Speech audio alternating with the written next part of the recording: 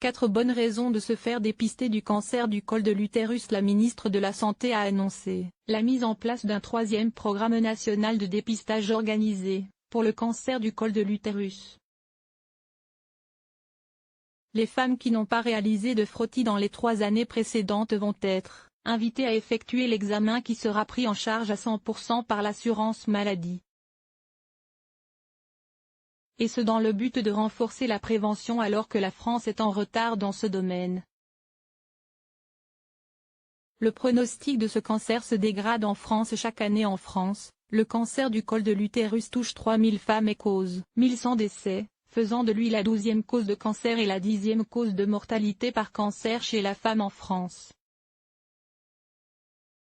Si le nombre de cas est par exemple moins élevé que pour le cancer du sein, 53 000 nouveaux cas estimés en 2011, son pronostic est en revanche moins bon.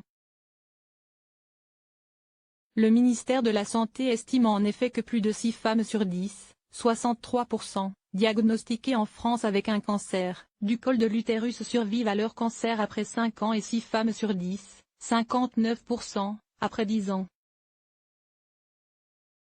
Surtout, les données épidémiologiques indiquent que la survie à 50 ans a diminué au cours du temps, passant de 68% pour les femmes diagnostiquées en 1989-1993 à 63% pour celles diagnostiquées en 2005-2010. Grâce au dépistage, il y a moins de cancers diagnostiqués au stade invasif.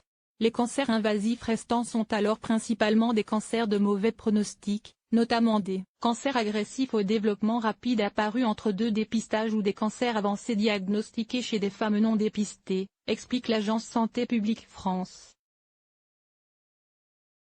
D'où l'importance de réaliser un frottis entre 25 et 65 ans. La couverture du dépistage est encore insuffisante si les autorités sanitaires observent depuis les années 80, une baisse de l'incidence et de la mortalité de ce cancer lié au dépistage par frottis. La couverture du dépistage en France est encore insuffisante. Selon un rapport sur la survie des personnes atteintes de cancer en France métropolitaine entre 1989 et 2013, celle-ci était de 53,3% en 2009-2011 et de 62,1% en 2010-2012 dans les 13 départements ayant bénéficié d'une expérimentation du dépistage organisée entre 2010 et 2014. Sans compter que les auteurs notent que la participation au dépistage décroît à partir de 50 ans, le taux de participation des femmes de plus de 55 ans est inférieur à 50%, il est de 65% entre 25 et 45 ans. Or, le taux de participation recommandé par la Commission européenne est de 70% et l'objectif du plan cancer 2014-2019 est fixé à 80%. Dans les pays où le taux de couverture de dépistage est très bas, le cancer du col de l'utérus est le 2e ou 3e cancer le plus fréquent chez la femme. En revanche, dans les pays où un dépistage par frottis cervico-utérin existe depuis plus de 60 ans, avec une couverture estimée proche de 60%, ce cancer devient beaucoup plus rare, note l'agence Santé publique France. Celle-ci s'était prononcée pour la mise en place d'un dépistage organisé qui permet une meilleure couverture de la population en assurant une offre équitable sur un territoire de santé donné. C'est le meilleur moyen de repérer les lésions précancéreuses. Le cancer du col de l'utérus est principalement provoqué par un virus très courant appelé papillomavirus humain HPV. Ce virus présent sur les tissus et les muqueuses se transmet le plus souvent lors de rapports Joule, avec ou sans pénétration.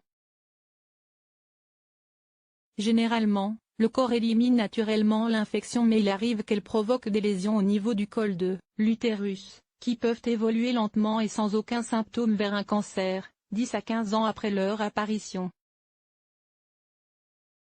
C'est pourquoi un frottis permet non seulement d'identifier et de resséquer les lésions précancéreuses, mais également de détecter un cancer déjà installé.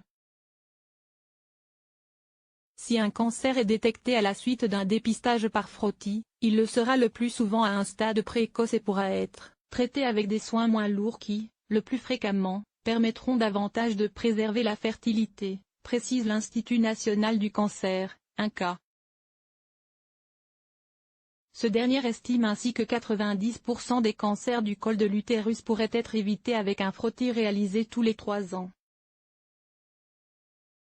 Chaque année, 31 000 lésions précancéreuses ou cancéreuses sont détectées par frottis.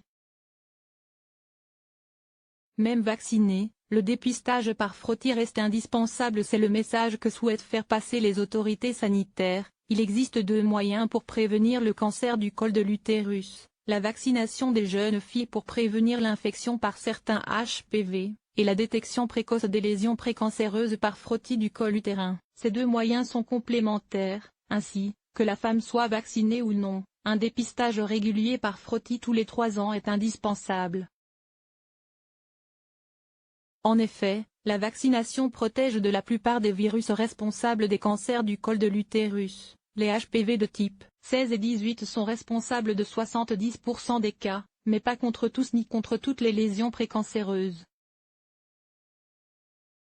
Le vaccin est recommandé pour toutes les jeunes filles de 11 à 14 ans et recommandé, en rattrapage pour les jeunes filles de 15 à 19 ans révolues non encore vaccinées. 2 vaccins sont utilisables, le Cervarix, qui protège contre les virus de type 16,18, et le Gardasil, qui protège contre les virus de type 6,11 et 16,18. Mais encore une fois, Santé publique France indique que la France fait office de mauvais élève car la couverture vaccinale anti-HPV est très faible. 20% à la fin 2015 pour une dose à 15 ans et 14% pour 3 doses à 16 ans, chez les jeunes filles nées en 1999. L'objectif fixé dans le plan cancer 2014-19 est d'atteindre un taux de couverture de la vaccination de 60%.